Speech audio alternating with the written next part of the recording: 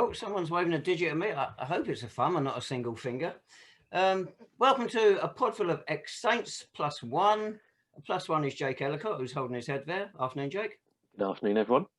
And good afternoon, Lee. Afternoon, David. How are you, my friend? Mine's in the middle. Very well, thank you. We've got all these old ones. We should get with it, Lee. We should get with it. There we go. I've got mine. I'm ready. Dearie me. Right. We're going to start with talking about the last couple of games. This is Wednesday, the 13th of January. We're looking back at the games against Chelmsford City and Welling United. As usual, only one of us was permitted to the game, so we'll start with Jake. What did you make of it Saturday, Jake? Wasn't it a thriller? You looked at it on telly. It was it was poor, wasn't it? I think you could tell that we hadn't played football in quite a while, and we looked like a team that hadn't trained in a while either. And thought Chelmsford were more than deserving of the 3 points, and yeah, the Saints were just. It was reminiscent of last season at times. It was really poor. I mean, I don't know what happened at all. So, yeah, and fair play to Chelmsford, came here, did a job, and I really enjoyed their second goal. Morgan's brilliant finish, even despite Johnson's slight mistake. But yeah, no complaints from me with the result. Lee, pretty much the same, I guess. Yeah, I think we got exactly what we got out of the game, exactly what we deserved, which was absolutely nothing. We were second best, really. I know second half, we gave a little bit of a fight, but ultimately, ball watching, not tracking back with like the runners, just simple mistakes which you would have thought wouldn't have aired themselves at this stage of the season, considering how consistent we have been. But as Jake said there, 2 really well taken goals. You can't give Sheringham that amount of space in the box and not get punished for it. Second goal, Johnson, just a lack of conviction, really. He would come out and clear it or smash his header, but he did neither. And in the end, we got nothing out of the game, which is what we deserved. As what's the other bloke's name, Jake? As he said, Adam Morgan's finish for that second goal, that was exquisite. Banged it on the line when it landed. He kept his composure, but they say maybe Michael Johnson made his mind up for him with that header, putting it straight at his feet. That first goal, they had so much space out on the left. When the ball went out to the left, the winger had space. And as you say, when it came back in again from the other side, Charlie Sheringham so much space. You say you can't give somebody like that space. You or I would have scored even in that space, Lee. You'd hope so, Tabs, wouldn't you? You'd hope so. I wonder if, I don't know how much of a factor it was, but I wonder if we missed Michael Clark a little bit on Saturday. We saw him come back in on Tuesday. Obviously, we'll talk about that game. But sort of the defence before Christmas, apart from the Sutton game against a National League outfit, was very settled and looking really good, even without Tom Bender. And I was actually a little bit surprised to see Devontae start on Saturday. And I just wonder if we missed Clarkey a little bit then. Was it a change that necessarily was required? We don't know why Ian made it. I'm sure he had his reasons, but I just wonder if the little change to the defence sort of upset the balance a little bit there. I haven't seen the interview, Jake, but the bloke asking the questions of Ian Anderson, did he ask him about that? No, because it takes that bloke about 3 days to think up other questions, so that's why. Clarkey, you mentioned we didn't have Tom Bender, no Solomon Mwabuki, no Zane Banton. So if we're looking for excuses, we've got 3 there. I think, I mentioned this to a couple of people. I think Zane and Solomon were huge misses. They've been brilliant this season, both of them. And in midfield, especially without David Noble, who was on the bench, and Dave Deja instead, there wasn't really anyone there to pass the ball or move it. Kyran couldn't do it himself. And yeah, it was a recipe for a defeat, and that's what we deserved in the end. You mentioned Kyran there. Hasn't he been a good signing? Yeah, he's been unbelievable. I thought when we signed him, he was going to be my sort of summer signing because he just had that experience at this level. And we've, apart from Noble, we've not really ever had anyone in midfield sort of with the experience. So we've got him in Monash now with David. And yeah, you can't really complain with the midfield, can you, when they're all fit and playing, though? Well, you talk about experience in midfield. Of course, we had Ricky Shakes making his debut at 35. It's a difficult game to make your debut when we play so poorly. But what did you two think? I thought he had some flashes, to be fair. I thought he showed, though, a few touches, and you can see he's played at a level above you. We know that anyway. But as you say, to come into a already consistent team and make an impact straight away was always going to be hard for him. The one thing I would say is that, you know, it's a bad result, bad day at the office, on and off the pitch. Park it now because, you know, we can't change it. But I think we're going to have to learn over the course of sort of time, changing the side for the sake of it sometimes just isn't the way forward. We need that consistency, and especially when we're going to have times when we're going to need to rely on our squad players. But at a vital period of this season, is it really now? Of those players that are missing, Jake, any news on when we might see any of them again? Well, Zane and Tom were both training before the game against Welling last night, as we've recorded this on the Wednesday. So Ian's fairly confident about getting them back for Dulwich. And I think Solomon's, his isolation ends today. So Ian hopes he'll be back at training on Thursday. So hopefully we should have all three back and available for Dulwich. I don't think Solomon will be in the squad necessarily, but I think Zane and Tom will be. That's 3 points in the bag then. I mean, you know, one thing about the break is, you know, it's managed us to get Tom Bender back a lot quicker than I think we expected, you know, and he's not missed many games at all. And I think Ian will be absolutely delighted about that. Yeah, don't think anybody argue with that. Right, as Lee said, we're parked Chelmsford out of the way, and we move on to last night, away the bottom of the table, Welling United. That first half, we went in 2-0 up at half time. I thought that flattered us so much. And if it hadn't been for Michael Johnson, we could have been behind. Yeah, it's a funny one. I mean, like you said, those 3 chances that Welling had, you know, but it was all in a really short spell, wasn't it? And apart from that, they didn't really do much else. You know, 3-4 minutes where, they should have scored 3, really, the chances they had. But the Saints just, is another result. We've just ground out and, you know, professional. And I think you saw the importance of Sean Jeffers once again. His first goal, the way he just curls that into the bottom corner, just so sweetly. I mean, if we've missed someone like that, obviously Joe last season, but I think Sean adds a totally different dynamic. And yeah, we were lucky to be going in, you know, 2-0 up at half time. But once we were, we never looked like losing it. Yeah, that first goal showed what we've been able to do a lot of this season. The build up to it was so patient, and it was good passing, waiting for a position. It broke down, so we put it back in again. That's us at our best, and we've only seen flashes of it over his last couple of games, haven't we? Yeah, but you know, we won't quibble with the result. You know, again, last season we've said this so many times. That's a game we would have lost down at Welling. Well, we did lose. You know, we drew in the league and lost in the trophy. You know, those games on a Tuesday night are so tough. But you know, I think especially to bounce back from Saturday. I know, Lee, I saw you tweet about this. The response to Saturday on the road at Welling to get that result is brilliant. Yeah, I think as well. You know, although they are bottom, Bradley Quinton has, you know, he's on a hiding to nothing but there, because the one thing that struck me as well, you can see the players' faces for Welling. As soon as Johnson pulled off the second save, you could see their heads just absolutely drop. And even when he palmed the third one over, which for me was the best of the 3, that was it. They knew, because they had a very contained pressure, a spell of pressure. And as soon as they didn't get anything from those 3 chances, you knew straight away their heads dropped. We then managed to weather that little storm, and it was just plain sailing from there on in, really. Of course, we did actually win at Welling in the league last year, Jake.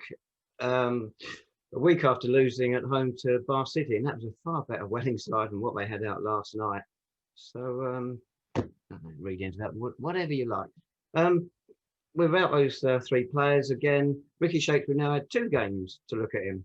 A bit more from him last night, or again, because we weren't flowing properly, we've still not seen the best of him? I thought we saw a bit more from him, but I thought we saw a bit more defensively from him as well, actually, in the second half. He sort of dropped back, and he sort of could tell he's got that experience of where he wants to be. Because during the second half, I wondered if we could maybe bring on Romeo to add a bit of excitement to the team, you know, 70, 75 minutes. But Ricky, fair play to him, stayed on. He probably should have scored, actually, with the cross that dropped to him, and it was a decent chance. But you know, he's been out the game for a while, actually, and to play quite a lot of football in these 2 games, I don't think we can really question his fitness levels. Penalty, Lee, how did it look on your telly? Looked generous on mine. Yeah, I mean, we had that penalty shout, didn't we, on Saturday against Chelmsford, which was just, I mean, that wasn't a penalty for me either, to be fair. But hey, you know, fine for doing that. That was shocking what happened Saturday. But anyway, carry on. Okay, so yeah, generous, but we'll take it. I mean, I think it was I think it was the performance that we needed off the back of the Chelmsford game. I think Welling are always going to be there for the taking. And I think our players showed now that desire that we're not going to have any hangovers from a defeat, our first defeat.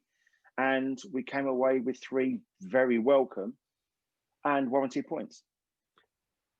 It's funny, people made the point about Ricky Shakes, his age, 35. I thought he looked supremely fit. He really does look in good shape. And I looked up some other old debutants, if you want to use the word old, it's a bit cruel. Do you remember Amara Simba? I do. Amara Simba, Chester away in the trophy. He was 38. I interviewed him once after a game, and his accent was so strong, I did not understand a single word. It's like talking to Jake. But others we've had last season: Jefferson Louis, 40, Barry Hales, 40, Jamie Curtin, 41, Paul Furlong, 42, is the oldest outfield player, and the goalkeeper Mervyn Causton at 46. There's hope for you yet, Lee. How old was Andy Lindigan when he turned out for us, Tabs? He was 39, I think. Oh, okay, fair enough. Spring chicken. But in comparison, yeah. To be fair, I think fans, when they saw us sign Ricky, I think, they were like, oh, 35-year-old winger, what's he going to do for us? But, you can actually see why Ian's brought him in. And also, I got the impression that Ian trusts him a lot, actually. Having worked together at Bournemouth and got promoted together there, I got the impression Ian really trusts him in terms of being out there, being a leader on the pitch. And I think we saw that again last night with Ian reluctant to substitute him. And yeah, I mean, also, should we mention one of the other old guard, David Noble, last night in midfield? Brilliant. Another supreme performance. Do you get the feeling, though, Jake, that Ian's sort of just nursing him back slowly? You don't want to sort of rush Nobby in too far, and then he picks up another injury again. He's going to be used sparingly over the next month or so. I think so, yeah. And also, I read in Neil's interview in the Hearts ad with Ian last night that Nobby was also one of the players that contracted COVID over Christmas. So I think there's also that factor as well. So, yeah, but I think we saw, Noble, when he comes into the team, the pitch wasn't great at Welling, but he just, dictated the play there. And it's brilliant when you can bring players in like that after a defeat on Saturday, bring in David Noble, and look what he does to your team. Great news about the press being allowed to interview the captain and the manager there. Jake, this is a step forward indeed.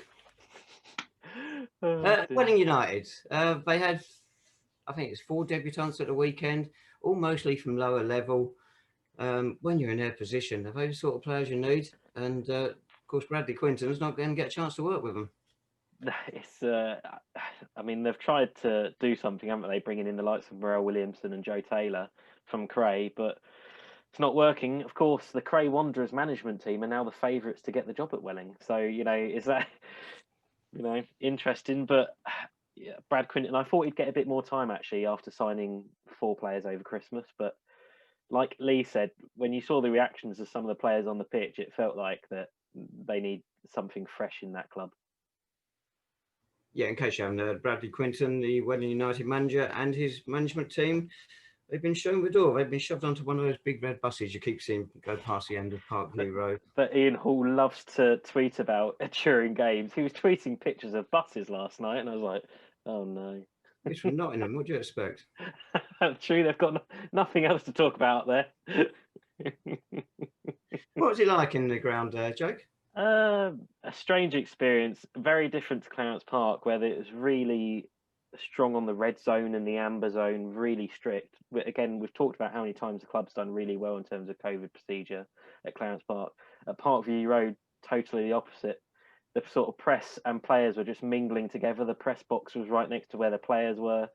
It was all very strange. And I actually moved at half time from where I sat in the press box to a different part of the main stand because we were so close to the Welling substitutes. And I was like, this is a very strange setup. So, yeah. But of course, at Parkview Road, they've got 2 sets of changing rooms. So the Saints were on the other side of the ground, which is the Erith and Belvedere side. And by all accounts, they're much nicer. So maybe that's why we won on the Tuesday night. So, yeah, going to Welling is always a strange. I mean, it's not the most well kept ground, is it, Dave? So it's not the greatest experience, but oh well. It's a shame you didn't move in the first half, actually, when you might have seen Sunday's booking, and we wouldn't have been running around trying to find out who it was after the game we got booked. Honestly, Jake, get a grip. Shots fired. Here we go. No, he's there to provide a service, Lee, and this is what you get. Oh, I apologise. Right. There's problems brewing for National League clubs because our 3 months of funding from the National Lottery, whatever you want to call it, has come to an end. We've all had our final payment, and we all wonder where it's going to come from in future. Now, Lee's probably going to take up quite a bit of a show here, because you've got a bit more information than the rest of us, Lee. What's going on? A lot of clubs are complaining. I think it's 11 have sent a letter saying we want the future money to be definite grants and not loans.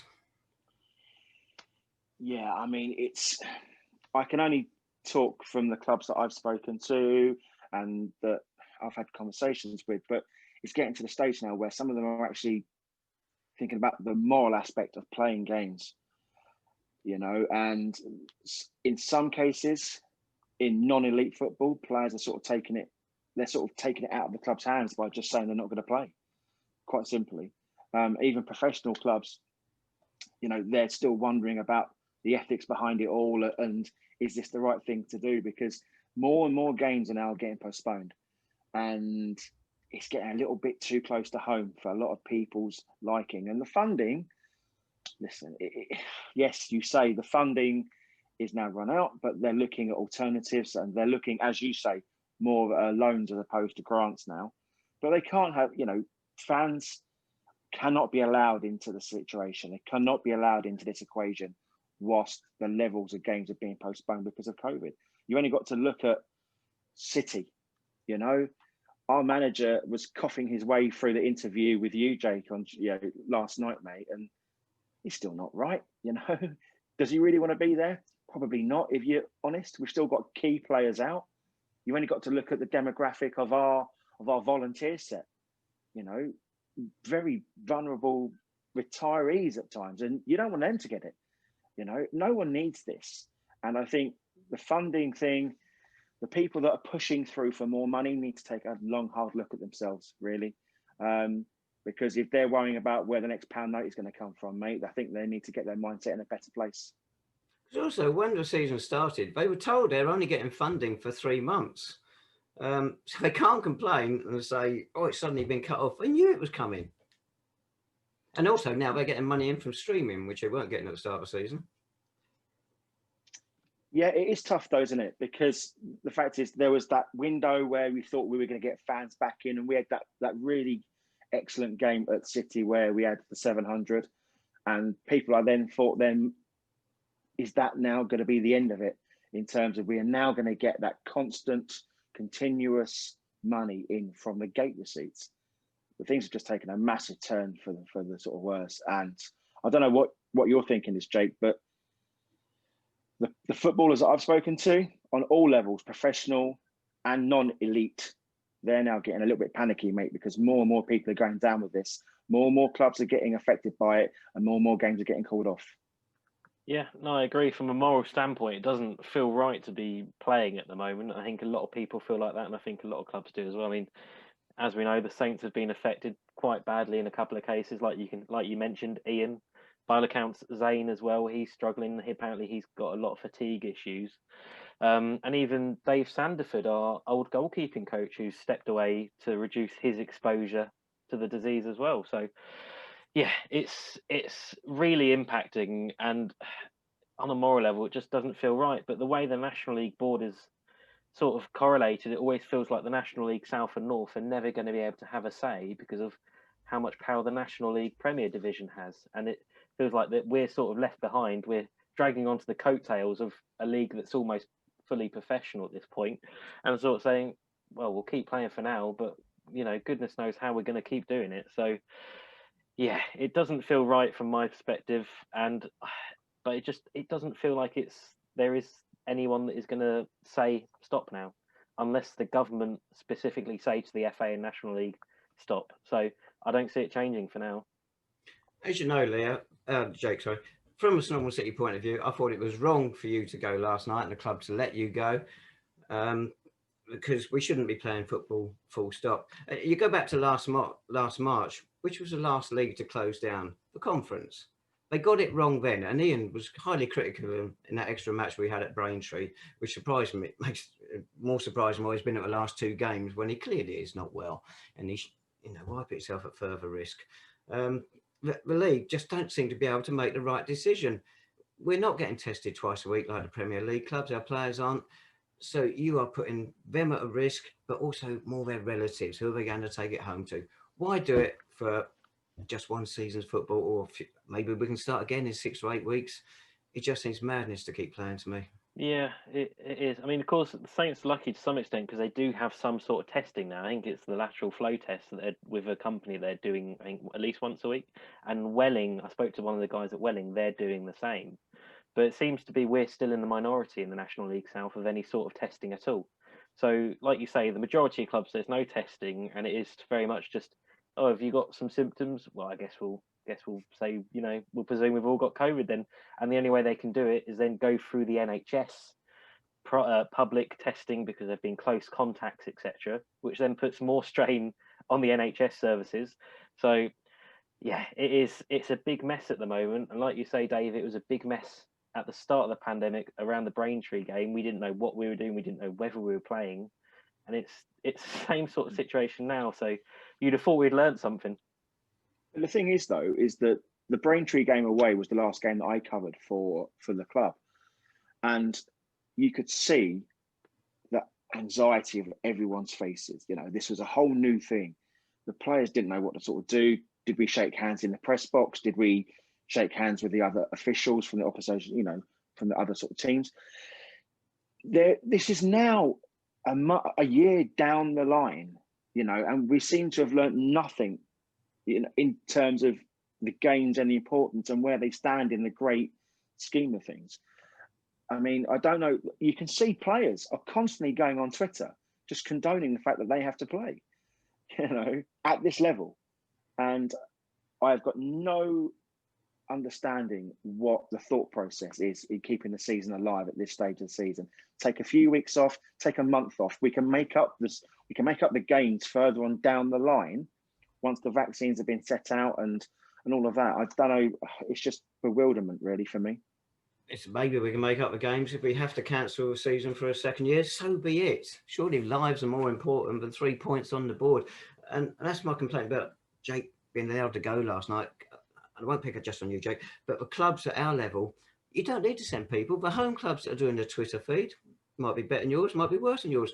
The clubs are screening it so you can watch it on there. So the away side doesn't need to send to anybody at our level anymore if the conference is stupid enough to keep the games going. Yeah, I do get that. And then I'd also say that, with the risk of volunteers at home grounds and home games anyway, it's so great. I mean, most of the volunteers at Welling last night were, again, like Saints, of an older generation. How do we know that? I mean, I bet some of them came on the buses or the trains to the ground. They might not necessarily live down the road, So there's that still continued risk, whether you're travelling home or away, etc. So it is a massive exposure to the staff and volunteers of clubs. Jake, can I just interrupt, mate? Are volunteers, are they getting tested as well? Because obviously, if the players, that's one thing. If there might be a situation where volunteers or outside people are coming in and they could be, bringing it in with them as well. As far as I'm aware, there's no sort of testing of volunteers. I know the support staff of the first team are, but apart from that, I don't believe so. I haven't heard of anything anyway. But, we talk about that league break, and I think around Christmas there were some emails floating around the National League South and North and Conference, to be honest, of clubs asking, should we have a break now? Should we do it now? Get through Christmas, get through the next month, then come back late January, early February. And sadly, again, I think there's just been a bit too much resistance from some clubs, and it's not been able to push forward. So, wasn't there something in the NLP about the FA are going to contact clubs below our level, see what they want to do, with a form questionnaire going out, I believe, this week, and they're going to announce the findings in February. Well, don't rush, lads. Plenty of time. There's nothing happening in the world, is there? Yeah, Lee, how are sort of clubs like Harpen, obviously you deal with them, how are they getting along and how are sort of their leagues sort of dealing with it? I think they're just happy to sit tight at the minute. They had a couple of sort of staff go down with COVID as well. But obviously I deal with other teams, Hitchin example as well, and even up sort of north, you know, and this is what I refer to when the players are now taking it out of the hands of the clubs. And the directors of the various clubs saying, well, look, you know, we don't want to be traveling X amount of miles the week before Christmas. You know, we can say that we've got a COVID situation here, which is true, but it's just so frustrating because they don't want to have, you know, they don't want to be part of this puzzle where can we travel? Can we play? Do we have to travel? Can we, you know, play behind closed doors? Can we have fans now? It was so frustrating for the lesser clubs. I think they don't lose as much money, which I think is important. So they're just happy to sort of sit tight and see where it lands. But I think the general consensus at that level, anyway, from the emails that I've seen, is that they'll be astounded if the season does restart. Isn't it funny how a year ago, stopping the season possibly saved us from relegation, and now it could deny us our right for the championship because we've almost got it in the bag, haven't we? Well, stop it now and we're going up on PBG, aren't we? Surely it's just as Wealdstone did last season. Isn't that fair? I think, you know, I was just, you know, from a personal perspective, travelling down last night, ironically, actually, I felt most unsafe in the ground at Welling because of their procedures in place and how they didn't really have those limitations. Whereas actually travelling down on public transport, everyone was social distancing. I pretty much saw about 5 people in the total of my journeys, and that's it. So it is also dependent on, again, those clubs. Some clubs are good at it, some clubs are bad at it. So there isn't a uniformed sort of seems to be procedure either for clubs, even when the games are played and clubs are down at their home grounds or travelling to away grounds. So it is a big, well, almost a mess, tempted to say, and it's not the fault, you know, really necessarily of most of the clubs. I don't think the Saints have done much wrong at all.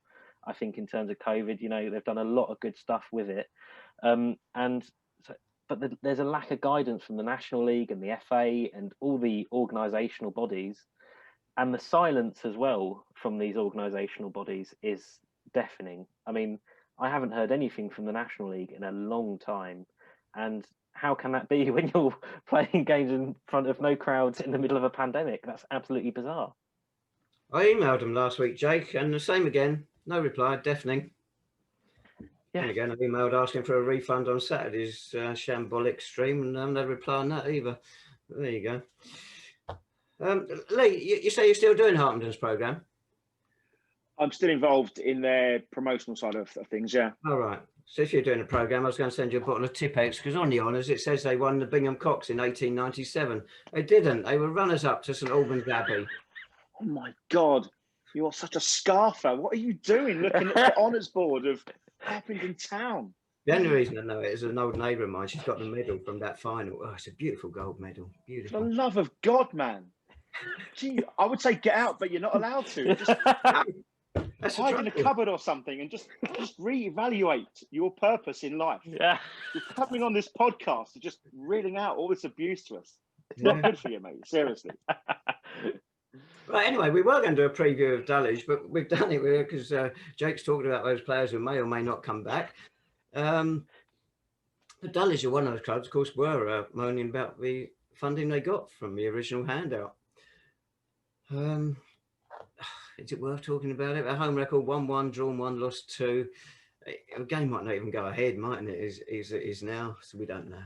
Yeah, I think they've had their own COVID situations. I haven't been playing lately, so I mean, will they be back? We don't know. I mean, it is strange, but in terms of the Saints, in terms of just footballing wise, for a moment, I think if we have those boys back, I think we've just got to apply ourselves in the same way we did at Welling. You know, maybe you know, a bit of a defensive performance at times, but sort of just show that fight and passion that was missing against Chelmsford, but we've showed for the rest of the season. So I trust that we'll put in a good performance. And of course, we've got Saturday now to sort of prepare ourselves and get ready for an extra training session. So we've got to go there confident. What's happening with training, Jake? Well, so a couple of weeks ago, I had a call from a Mr. Ian Hall to say he'd seen the lads training in Verulamium Park. I think a couple of Saturdays ago. So I think they've been training there. But I believe the club is also using the relationship with Watford to allow the players to sort of do some training at their training ground in London Colney. So I think the boy or the squad are getting tested before they go to training, wherever it is. But I think it's mainly at Watford at the minute. I don't know that off heart, but I think because a lot of 3G sort of training areas are closed, and of course the evenings draw in so early, you really are limited in where you can train. So I think it's difficult, but the club are doing what they can, and by all accounts it seems to be going okay. So yeah, I think to be fair, from a player's perspective, I think you'd rather be training at the Watford training ground than down the Nicholas Breaksville or wherever else we normally train. Of course, no game this Saturday. It's nothing to do with COVID. Bath City is still in the FA Trophy. They're at home to Peterborough Sports, who I believe are going rather well this year. Last night's win at Welling was Ian Allison's 100th win in all competitions. And it's a very small list. He joins Harry Gibson on that list. Harry got there in the mid-60s in 215 games. Ian's a bit of a slouch, 246. John Mitchell, 177. And the only other manager with more wins, I don't know when Ian's thinking of retiring, but Sid Prosser won 224 in his 2 spells as City manager.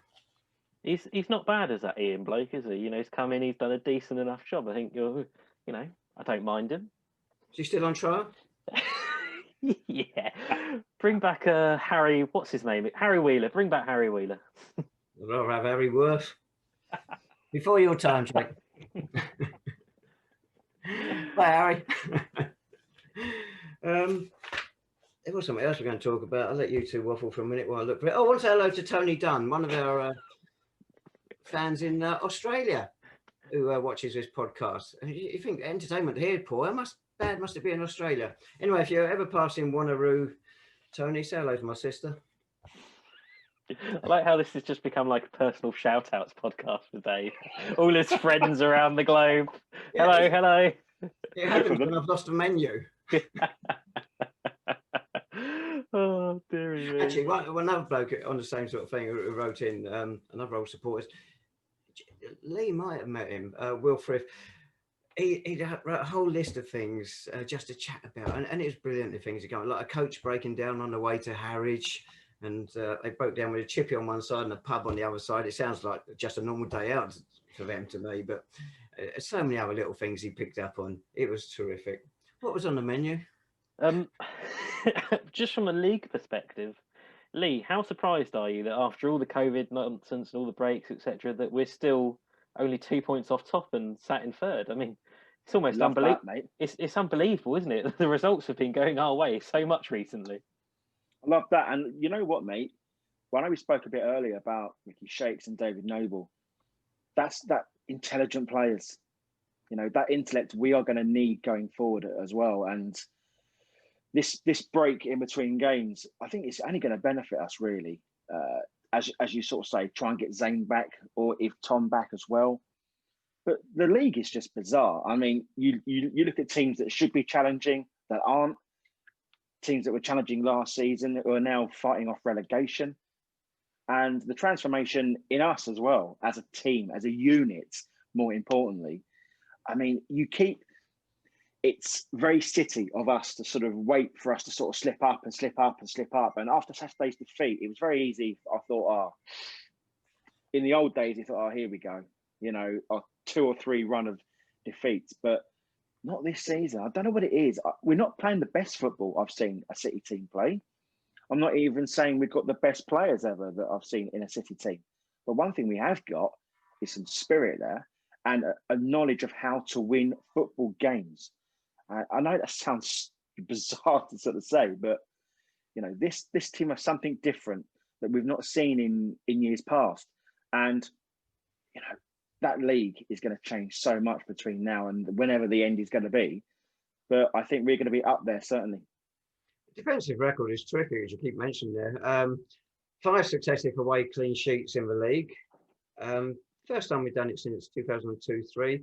The club record is 7 games away from home in the league, clean sheets. Back in the 1913-14 season. I enjoyed that one. Just had a text there from one of our old directors, Colin Wicks, asking about Gary Alfick. Oh, Gary Alfick. oh, what a name. Colin Wicks, he used to travel down from Hull every home game to sort of serve tea in the boardroom. Now, if you want dedication, that man just epitomises it right there. Absolute crazy. There's some nutters out there, Lee. I know. Us two being a prime example of them, mate. Yeah. I was going to say most of them are City fans, aren't they, that we know? It's a prerequisite, mate, for how you sort of get into the group, you know? So yeah. Oh, dear. Happy days. right then. On that note. Well, you've got a business meeting tonight, haven't you, Lee? And it's all to do with football. I know. It's crazy. Yeah, so we've got a group Zoom about with the football clubs that I deal with, about how we're going to progress and how we're going to go forward with the COVID, looking at their statements and the language that they use in guidance with the government's agenda, and just sort of try and, because the one thing that they are worried about is their fans aren't getting enough information. You know, fans are worried about whether they're going to play, and the teams that are allowed fans in, can they, you know, and it's so vast, the information that it's got to cover. So yeah, we've got a meeting tonight to talk about the professional game, the elite level games, and the non-elite level games, and just to sort of see whether we can produce and portray some sort of clarity across the board, really. Will you be flying the flag with your City shirt on, your scarf up, or will you get the Christmas tree back out? What was wrong with it? The tree was fine. Leave the tree alone. There's no need for this. This was all going placid enough. There you go, another dig at the tree, and then you're going to whinge about some game in 1902 that you were there, and you know. But at least you made an effort, and we didn't. I'm sure the viewers have really missed this. Their 3-week break they've had. Right. Well, City have got a game next Tuesday, and the 19th of January. So all being well, we shall be doing a podcast again next Wednesday. Yeah. Yeah. Should we do predictions for that game? You can do. Why not? I'll say 2-1 Saints. I'm going to go 3-0 City. Oh, love it. That's the attitude we there love. You go. You were both wrong last night. You didn't say anything. Right. Good to see you both. Hello, everybody. Happy New Year. Stay safe, everybody. Bye, everyone. Don't forget to email us. Bye-bye.